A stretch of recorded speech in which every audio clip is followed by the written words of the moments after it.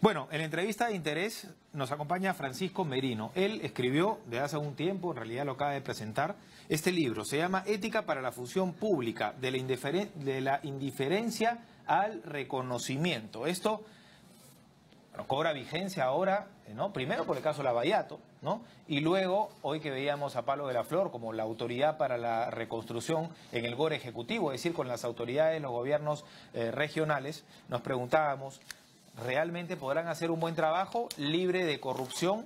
El mismo Pablo de la Flor ha dicho que de alguna manera va a trabajarse, se va a blindar, digamos, este trabajo contra la corrupción, pero se necesita, entiendo, un marco legal, por eso se ha trabajado incluso un decreto al respecto. Bueno, gracias Francisco, muy amable. Francisco es docente de la UPC, es especialista en ética y corrupción, bienvenido. Gracias. Bueno, este libro cobra vigencia, ¿no? De hecho, se aproxima mucho a lo que debería de ser una función pública proba, honesta, transparente, lo que esperamos los peruanos de nuestras autoridades, ¿no? Sí, bueno, en realidad es un libro que no pierde vigencia. Nunca, y bueno. desde nuestro país, desde hace ya más de una década y media, que es un tema en agenda pública, el de la ética y bueno, función pública. Toda la etapa republicana, pero igual, y antes. En términos de la vigencia en estos momentos, ¿no? Y claro, o sea, una publicación así, en este contexto particular, ¿no? De hace unos meses, es más que oportuno, ¿no? Es oportuno y urgente al mismo tiempo, ¿no? Cuando has seguido las noticias, ¿no? Por ejemplo, Pablo de la Flor, veía yo un poco su currículum, es una persona intachable y además sumamente preparada, ¿no? Ahora, lamentablemente no solamente se necesita que la cabeza del proceso sea una persona proba, ¿no? Y con capacidad, sino también crear un marco en el cual se trabaje y se trabaje bien, se trabaje honradamente, se trabaje con ética, ¿no? ¿Cómo llegamos a ese punto cuando están en juego 20.000 millones de soles, me parece que va a costar la reconstrucción? Sí, ahí, bueno, hay un primer elemento que es el que has mencionado, que es la idoneidad de los gestores. Porque se habla pues que cada entidad en cada nivel, mientras que pueda hacerse cargo de la respectiva obra, va a administrar esa obra. Estamos hablando de los gobiernos regionales y los gobiernos, bueno, provinciales, ¿no? Más locales. Y locales, sí. Que el Ejecutivo ha dicho, ellos van a tener la prioridad, digamos, la potestad. Pero si no están preparados, tendremos que hacerlo nosotros. Un siguiente nivel y hasta incluso llegar a la misma autoridad, ¿no? Hasta el gobierno central. Así es.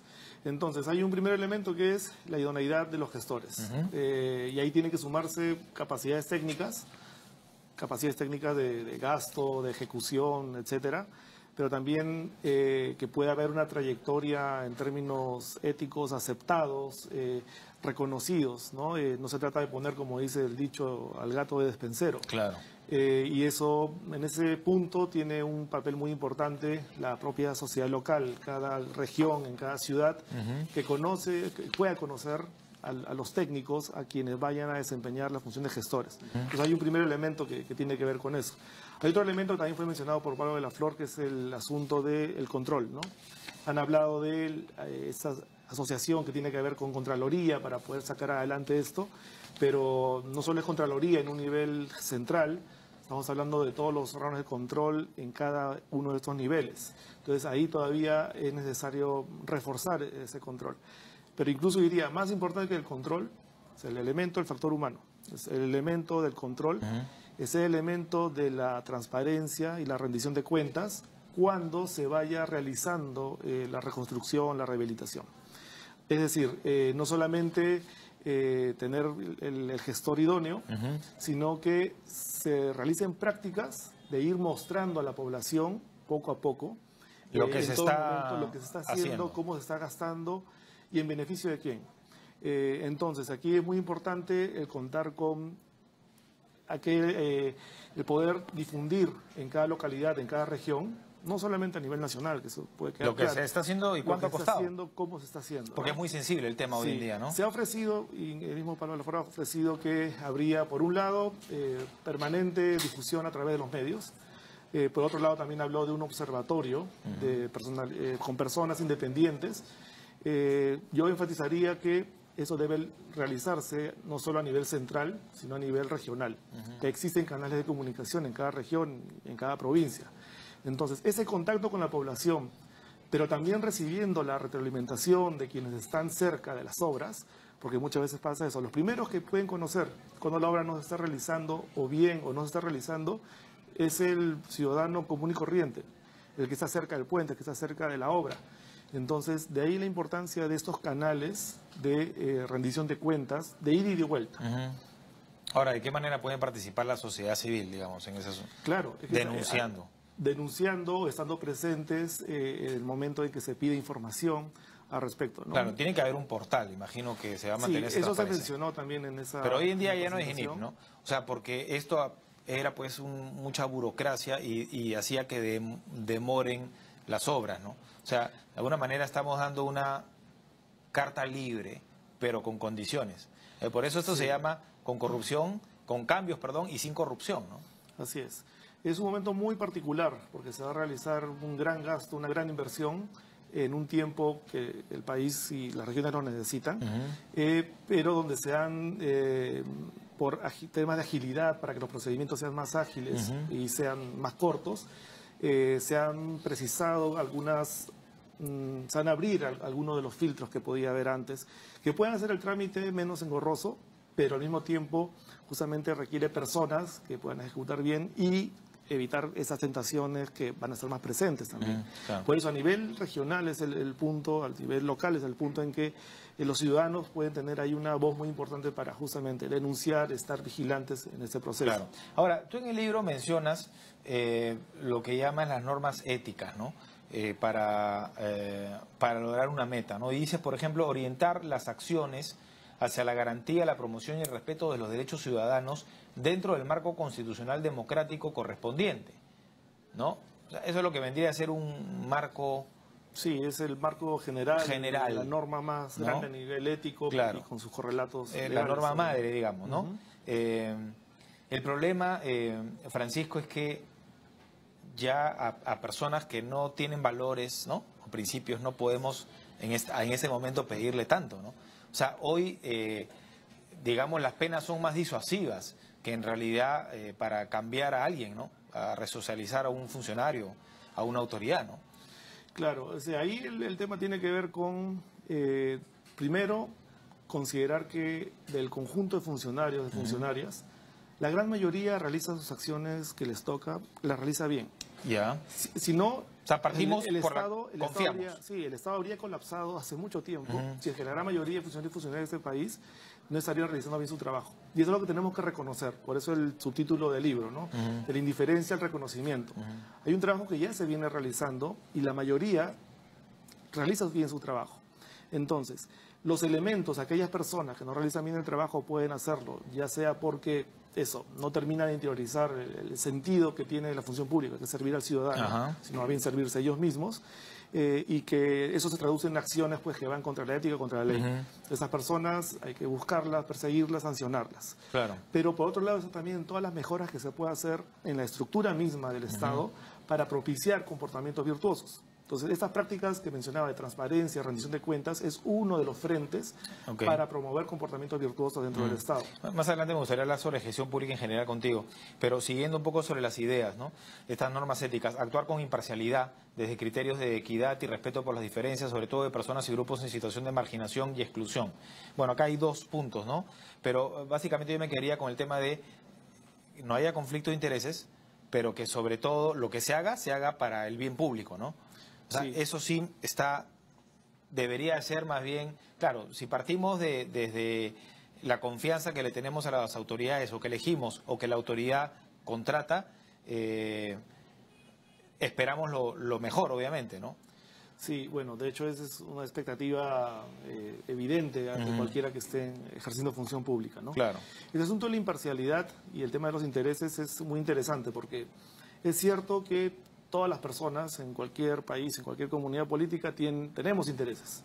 Todos tenemos familiares, todos tenemos, podemos ser cercanos a alguna ideología, a algún partido político, podemos pertenecer a una iglesia, etcétera. El problema no está con los intereses. El problema está en de qué manera yo, cuando estoy en el Estado, hago transparente mis intereses, de modo que cuando colisione con el interés público, pueda uno mismo dar un paso al costado o invitar a la persona que dé un paso al costado y no participe de aquel proceso, ya sea selección de personal, ya sea adjudicación, una licitación, lo que sea. Claro. Entonces, el problema con los intereses está ahí. Entonces, ¿qué mecanismos tienen los gobiernos regionales, los gobiernos locales, el gobierno central para hacer transparentes sus intereses? Las declaraciones juradas, por ejemplo. Entonces, se podría hacer, así como esta práctica, que en realidad es una recomendación de la Comisión Presidencial de Integridad, ¿no?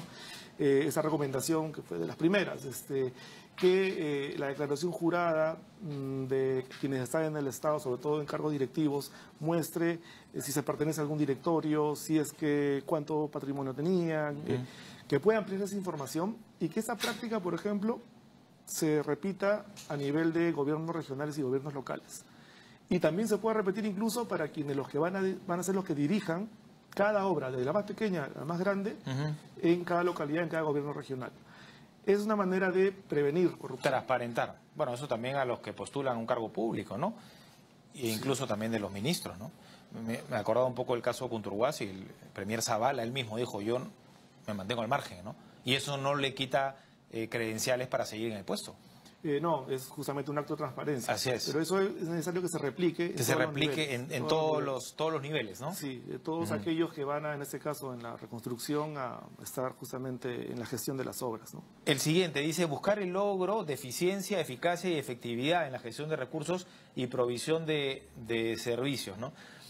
Y aquí salta a colación el hecho que a veces decimos, no tenemos cuadros, no tenemos proyectos, no tenemos gente capacitada, ¿no? Ya no solamente el que se elige, porque puede haber mucha vocación de servicio y puede haber, digamos, mucha afinidad de la persona con su pueblo, una persona representativa, un líder, ¿no?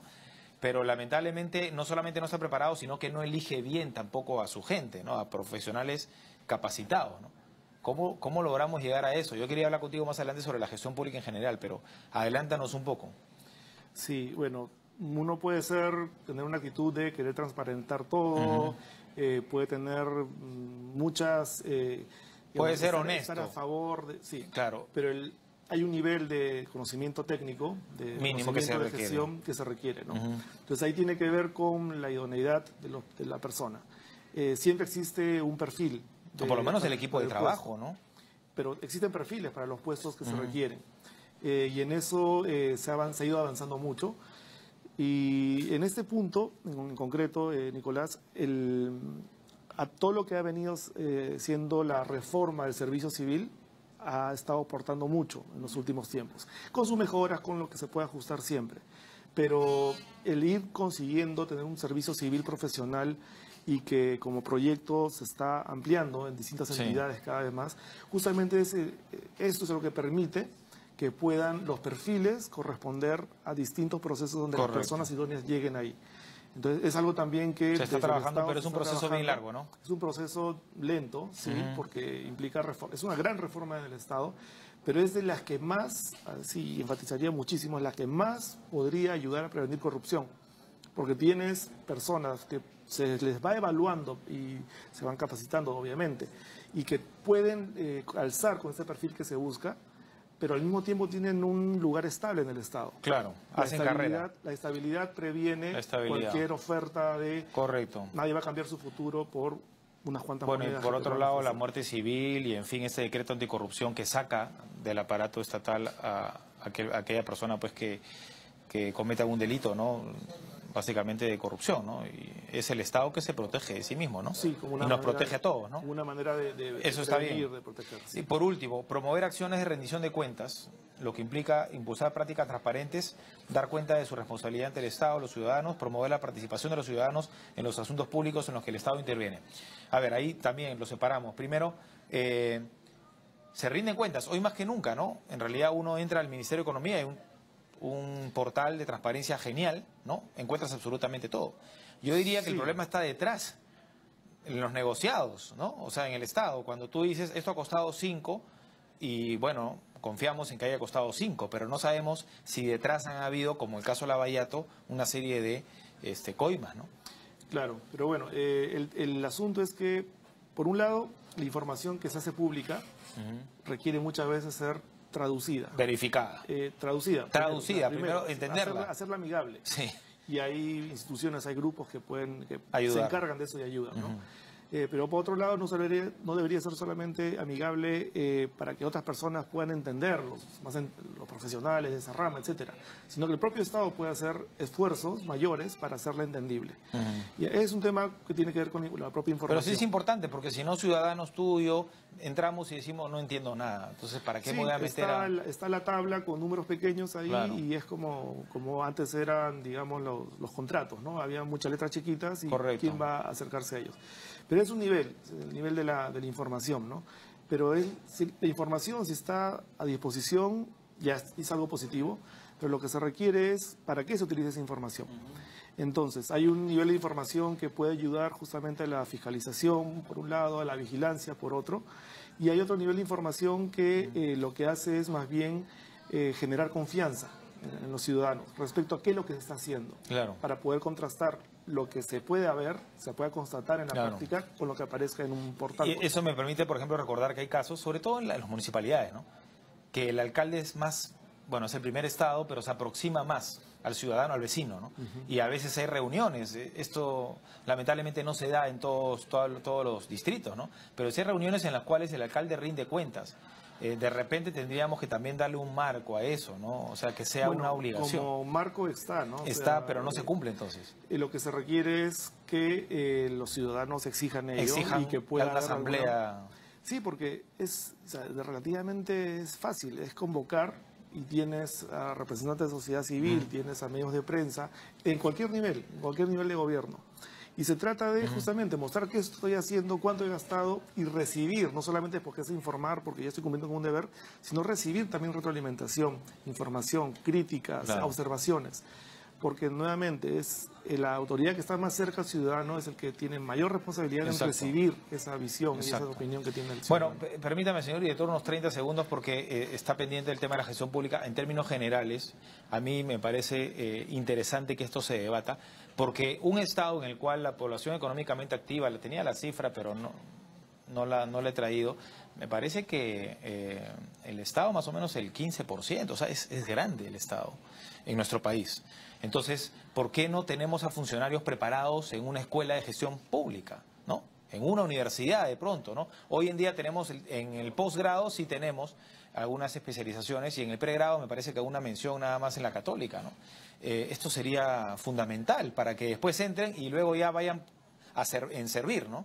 Y continúen las carreras, pero formar a cuadros, ¿no? Que luego puedan postular o sea, que puedan ir escalando y postular a este tipo de cargos, ¿no? Sí, bueno, hay una responsabilidad en general de la universidad pública, universidad privada, respecto a quienes van a ser los futuros gestores, ¿no? Claro.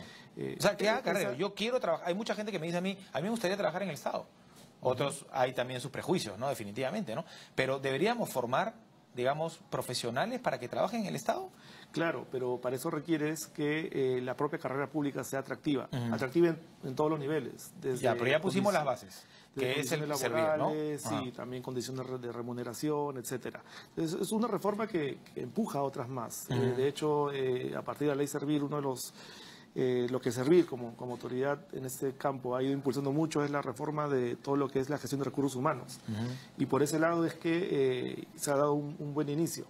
Pero hay responsabilidades entonces de las universidades, estamos hablando, del propio Servir, sobre todo a través de la Escuela Nacional de Administración Pública. Desde hace pocos años ha vuelto a funcionar, claro. Y de hecho está tratando de llegar a muchísimos funcionarios, ¿no? Yo colaboro con ellos, doy cursos con la Escuela Nacional de Administración Pública y es un espacio, pero siempre es muy limitado. Una de las demandas que más hay cuando podemos viajar a regiones es lo limitado que pueden ser cursos de formación en ética. Y ahí hay una demanda fuerte, pero que es el curso que más se demanda. Correcto. Pero claro, los recursos son limitados también. Sigo pensando que eso viene de la casa y de la escuela, del colegio, ¿no? En parte, pero el ser humano... Pero la formación ética sobre todo en cómo se manejan los recursos. Porque a veces uno no sabe que está cometiendo un delito o que lo que está haciendo no es ético, digamos, ¿no? Sí, en muchos casos puede ser por desconocimiento, pero la mayor parte de los casos sí, los seres humanos hemos aprendido qué cosa puede estar bien, qué cosa puede estar mal. El asunto es la reflexión a partir de situaciones concretas y que al mismo tiempo existen figuras que van a estar cuidando, controlando ese comportamiento. Correcto. Vamos a mostrar, señor editor, si por favor busque las notas del fútbol, porque lo anuncié al inicio del programa, ¿no? Lo de Paolo Guerrero y lo de Raúl Rodríguez. Discúlpame, Francisco, que lo anuncie, pero para que no se nos vaya. Efectivamente, la formación ética puede darse en este nivel. O sea, coincidimos en ese asunto, ¿no? O sea, tiene que haber una gran carrera pública, ¿cómo habla? De gestión pública. Sí, eso a nivel de como carreras, claro, universidades. De pregrado. En pregrado, sí. Y que las menciones puedan ser distintas. Y que el Estado contrate a los más calificados. Para eso requiere haber fortalecido, como lo está haciendo, pero sí, claro, la carrera, lo que viene después. Eso, la propia carrera. Y ahí, en ese nivel, hacer la formación ética, ¿no? Sí, pero y al inicio, al entrar a la función pública, durante la función pública, porque uno nunca acaba de aprender, uno puede tener 70, 65, 80 años y sigue aprendiendo. Claro. Los seres humanos podemos aprender, y eso forma parte de cómo somos. Entonces, sí, la formación universitaria, la formación a nivel de posgrado, pero al mismo tiempo es dentro del Estado y de hecho hay varias entidades que ofrecen programas de formación. Pero este tema de la formación ética, que no puede ser solamente leer la ley del Código de Ética que existe y se trata de más bien de desarrollar una metodología a partir de casos. Hay todo un tema pedagógico que se puede trabajar muchísimo también. Bueno, yo diría que incluso desde el colegio debería de fomentarse esto, ¿no? Claro. Debería fomentarse eso. Sobre todo con los casos estos de corrupción que lamentablemente son emblemáticos, ¿no? Tristemente célebres, ¿no? Tristemente célebres, así es. Vamos a mostrar entonces, si eso ocurre, Francisco, estoy segurísimo que este libro será un material muy necesario, ¿no? Muy necesario. Ahí está. Ética para la función pública, de la indiferencia al reconocimiento, Francisco Merino, publicado la editorial de la misma UPC, ¿no? De la UPC, el Fondo de Correcto. Para aquellos que estén interesados, ¿dónde la encuentran? Además de la UPC, ¿está en otro lado? Está en librerías, ya se ha distribuido en librerías, en las librerías que están en la UPC también. También hay venta electrónica a través de plataformas como Amazon y así. Perfecto, gracias, muy amable, Francisco. Muchas gracias a ti, Nicolás. Muy didáctico también. Creo que de esa manera tenemos que luchar contra la corrupción. Vamos a las escuelas, vamos a la educación de base para acabar con este flagelo que no solamente nos hace moralmente pobres, ¿no? Sino también como país hemos perdido muchos años de crecimiento. Francisco Merino, docente de la UPC, especialista en ética y corrupción.